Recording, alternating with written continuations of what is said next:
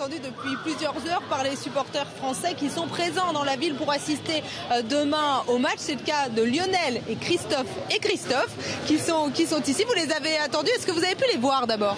Oui, on les a bien vus. C'est vrai qu'ils se sont arrêtés. Il y en a qu'on peut tracer, mais la plupart se sont arrêtés. Ils avaient l'air décontractés. C'est super sympa. C'est vrai, avant le match de demain, d'avoir accès un petit peu à notre équipe. Vous étiez à la Coupe du Monde en Afrique du Sud, là c'était clairement différent. En Afrique du Sud, je les ai jamais vus, à part sur le terrain ou dans les journaux. Oui, là c'est complètement différent. Ils restent concentrés, on voit les visages quand même concentrés. C'est certain qu'ils sont pas là pour du shopping, hein. Mais par contre, c'est sûr qu'il y a une grosse différence parce qu'on voit qu'ils ont une envie quand même d'avoir un accès avec leurs supporters. Et ça, c'est vraiment sympa. Christophe, vous avez eu la même impression? Oui, j'ai clairement eu l'impression. Alors moi, j'étais pas en Afrique du Sud, mais c'est vrai qu'on sentait vraiment l'équipe de France très, très loin de ses supporters, très loin presque de son pays, je dirais. Et là, il y a clairement une différence. Bon, nous, c'est vrai qu'à Marseille, on le connaît un petit peu, Didier.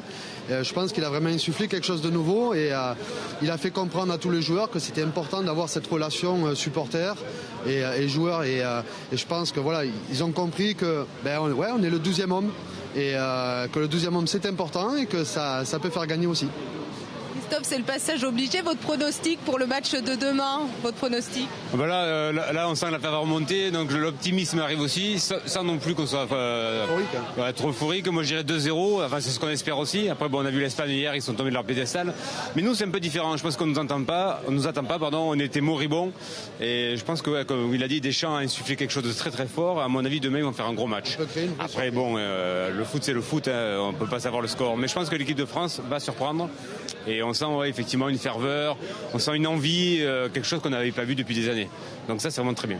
Merci beaucoup. Et donc vous serez au rendez-vous demain pour ce match contre le Honduras. Les Bleus vont déjeuner, puis ensuite partir s'entraîner à 16h, c'est-à-dire à l'heure du match de demain.